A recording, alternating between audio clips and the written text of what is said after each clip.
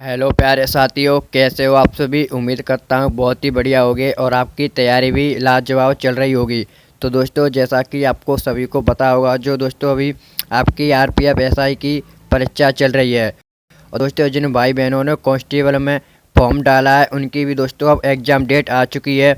जो दोस्तों आपके आरपीएफ कांस्टेबल का जो परीक्षा है, वो दोस्तों आपके 8 जनवरी से शुरू होने जा रही है। तो दोस्तों अब आपके पास मात्र 1 महीना रह गया है। तो दोस्तों आपको सबसे ज़्यादा प्रैक्टिस सेट और प्रीवियस ईयर क्वेश्चन पर ध्यान देना है। तो दोस्तों आपके लिए मैं एक प्रैक्टिस सेट लेके आया हूँ साइंस का, जिसमें दोस्तों आपको पता होगा रेलवे में साइंस का कितना रोल है। तो आप दोस्तों इस वीडियो को पूरा एंड तक ज़रूर देखना है। अगर आपको वीडियो अच्छी लगे तो वीडियो को लाइक और चैनल को सब्सक्राइब जरूर कर देना है। तो चलिए दोस्तों, बिना किसी देरी के वीडियो को शुरू करते हैं। आपका पहला प्रश्न है, भोजन का पाचन प्रारंभ होता है। यानी दोस्तों आपको बताना है कि भोजन का पाचन प्रारंभ है वो कहाँ से होता है। तो आपका इसका राइट आंसर हो जाएगा दोस्तों मुंह से। ये दोस्तों आपका भोजन का पाचन है वो मुंह से प्रारंभ हो जाता है।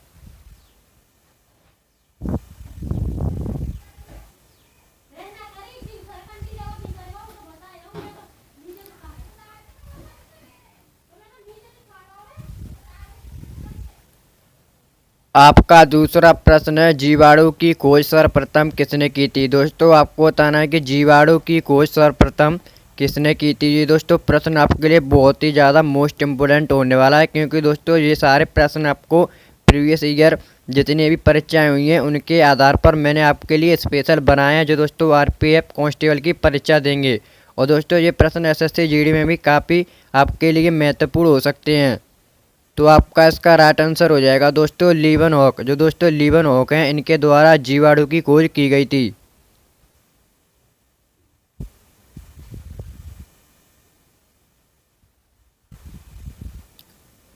आपका तीसरा प्रश्न है, मनुष्य में मुख्यतः श्वसन अंग क्या है। यानी दोस्तों आपको बताना है कि मनुष्य जो श्वास लेता है वो किसके द्वारा लेता है।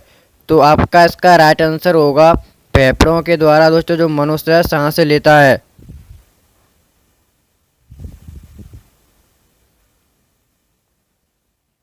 आपका अगला प्रश्न है, रक्त में पाई जाने वाली धातु कौन सी होती है। यानी दोस्तों जो मनुष्य के रक्त या दोस्तों खून बोल सकते हो, उसमें कौन सी धातु पाई जाती है। तो आपका इसका राइट आंसर होगा लोहा।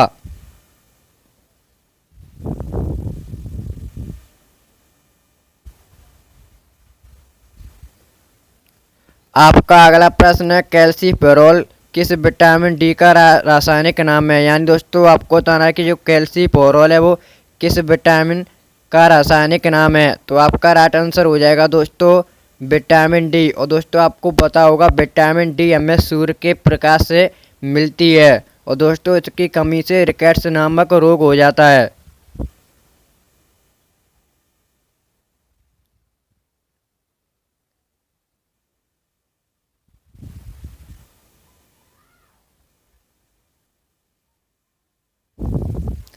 आपका अगला प्रश्न है, शरीर की सबसे बड़ी ग्रंथि कौन सी है। आपको बताना दोस्तों शरीर की सबसे बड़ी ग्रंथि कौन सी है। तो आपका राइट आंसर हो जाएगा दोस्तों यकृत। अगर दोस्तों आपसे ऐसे पूछा जाए कि शरीर जो मनुष्य के शरीर का सबसे बड़ा अंग कौन सा है, तो वो दोस्तों आपका त्वचा है। तो दोस्तों आपको पता होगा त्वचा शरीर का मतलब बाहरी अंग है, और दोस्तों जो अंदरी अंग होता है उसे दोस्तों यकृत बोलते हैं।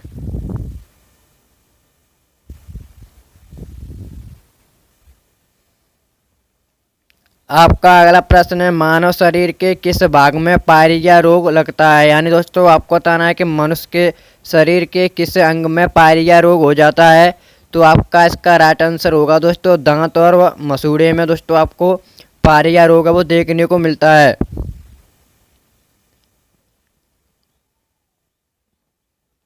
आपका अगला प्रश्न है, हीरे की चमक का क्या कारण है। यानी दोस्तों जो हीरा चमकता है वो किसके कारण चमकता है। तो आपका राइट आंसर होगा दोस्तों प्यार प्रकाश का आंतरिक परावर्तन। जो दोस्तों हीरा है वो प्रकाश का आंतरिक परावर्तन के कारण चमक देता है।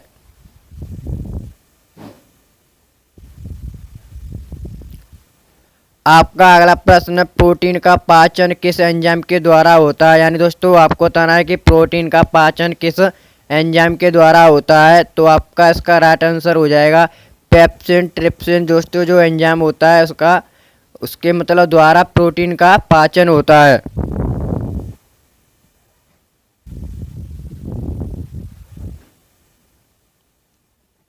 आपका अगला प्रश्न है प्रकाश का वेग सबसे अधिक किससे मापा जाता है। दोस्तों आपको बताना जो प्रकाश का वेग है सबसे पहले किससे मापा गया था।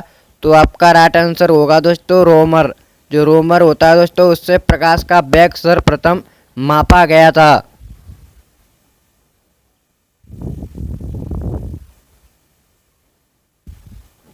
आपका अगला प्रश्न है चावल को पकाने में कहाँ अधिक समय लगेगा। दोस्तों आपको बताना है कि जो अगर आप चावल को किस जगह पे पकाओगे तो उसमें दोस्तों अधिक समय लगेगा।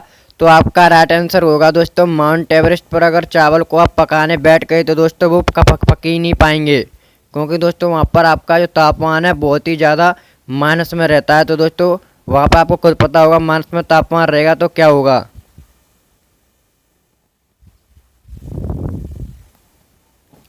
आपका अगला प्रश्न है निकट दृष्टि दोष वाला व्यक्ति चश्मे में लगा सकता है।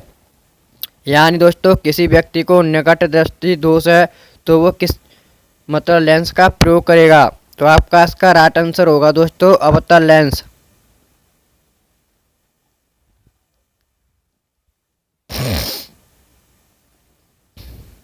आपका अगला प्रश्न है सबसे छोटी ग्रंथि कौन सी है। दोस्तों आपको बताना है सबसे छोटी ग्रंथि कौन सी है। तो आपका इसका राइट आंसर होगा प्यूटरी ग्रंथि, जिसे दोस्तों मास्टर ग्रंथि भी बोलते हैं, आपको पता होगा।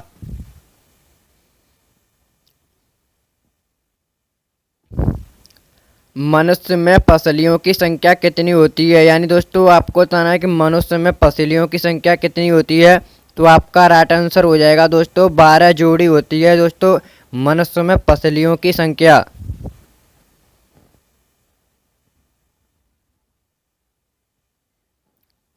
आपका अगला प्रश्न है शरीर में हड्डियों की कुल संख्या है। दोस्तों आपको बताना है कि शरीर में हड्डियों की कुल संख्या कितनी होती है। तो आपका राइट आंसर होगा 206।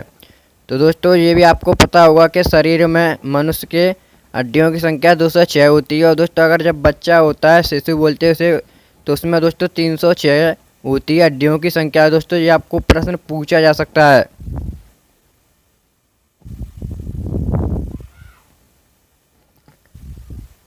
आपका अगला प्रश्न है रासायनिक दृष्टि से वाटर ग्लास क्या है। यानी दोस्तों आपको बताना है कि रासायनिक दृष्टि से जो वाटर ग्लास है वो क्या है। तो आपका राइट आंसर होगा दोस्तों सोडियम सिलिकेट।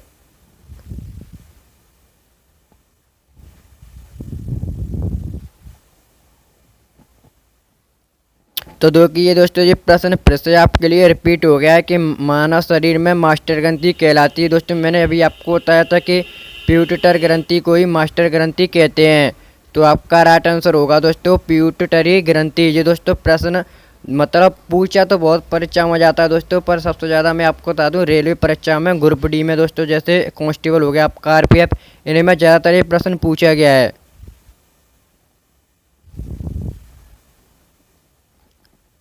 आपका अगला प्रश्न है भोजन में उपस्थित ऊर्जा को मापा जाता है। यानी दोस्तों आपको बताना है अगर भोजन में उपस्थित ऊर्जा होती है उसे किससे मापा जाता है। तो आपका राइट आंसर होगा दोस्तों कैलोरी में मापा जाता है।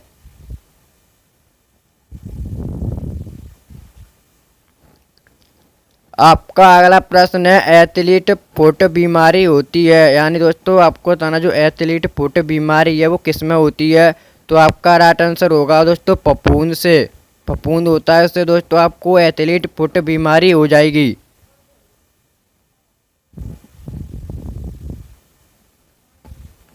आपका अगला प्रश्न है कीड़ों के अध्ययन को क्या कहा जाता है। यानी दोस्तों आपको बताना है कि जो कीड़ों का अध्ययन होता है उसे क्या कहा जाता है। तो आपका इसका राइट आंसर होगा दोस्तों कीट विज्ञान। जो दोस्तों आपके कीड़े होते हैं उन्हें कीट विज्ञान कहते हैं।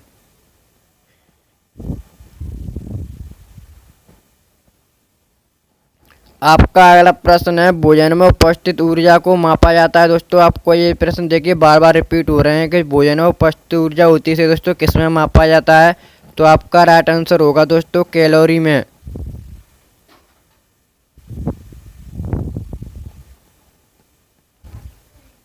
आपका अगला प्रश्न है, रुधिर परिसर तंत्र की खोज करने वाले प्रथम वैज्ञानिक कौन थे। यानी दोस्तों आपसे पूछा जा रहा है कि रुधिर परिसर तंत्र की खोज करने वाले प्रथम वैज्ञानिक कौन थे। तो आपका इसका राइट आंसर होगा दोस्तों लीवर हार्वे, विलियम हार्वे थे वो दोस्तों। रुधिर परिसर तंत्र की सर्वप्रथम उन्होंने खोज की थी।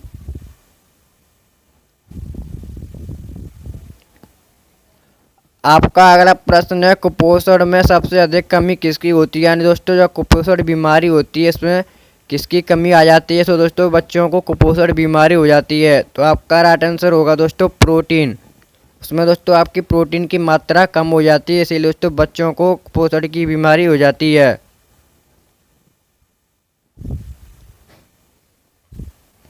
आपका अगला प्रश्न है, विटामिन सी का रासायनिक नाम क्या है। आपको बताना दोस्तों जो विटामिन सी है उसका रासायनिक नाम क्या है। तो आपका इसका राइट आंसर होगा दोस्तों एस्कॉर्बिक अम्ल है जो दोस्तों विटामिन सी का रासायनिक नाम है। और दोस्तों विटामिन सी की कमी से कौन सा रोग हो जाता है ये आपको बताना है। तो दोस्तों अगर आपको नहीं पता होगा तो मैं आपको बता देता हूँ, जो विटामिन सी की कमी से स्कर्वी नामक दोस्तों रोग हो जाता है, ये आपको पता होगा। और जो दोस्तों किस में पाई जाती है विटामिन सी, जैसे दोस्तों संतरा हो गया, नींबू हो गया, आपका खट्टे जितने भी दोस्तों पदार्थ होते हैं इनमें दोस्तों आपकी विटामिन सी पाई जाती है।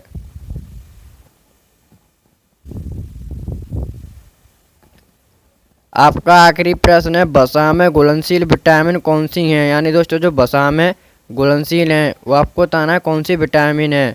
तो आपका राइट आंसर होगा दोस्तों ए और ई ऐसी विटामिन है दोस्तों वसा में घुलनशील हैं। और दोस्तों पानी में आपको पता होगा विटामिन बी और सी एक दो से ऐसी विटामिन है जो पानी में घुल सकती हैं। तो दोस्तों आज की वीडियो हमारी यहीं पर समाप्त होती है। अगर आपको वीडियो अच्छी लगी हो तो वीडियो को लाइक और चैनल को सब्सक्राइब जरूर कर देना है। तो चलिए मिलते हैं दोस्तों अगली वीडियो में। जय हिंद जय भारत।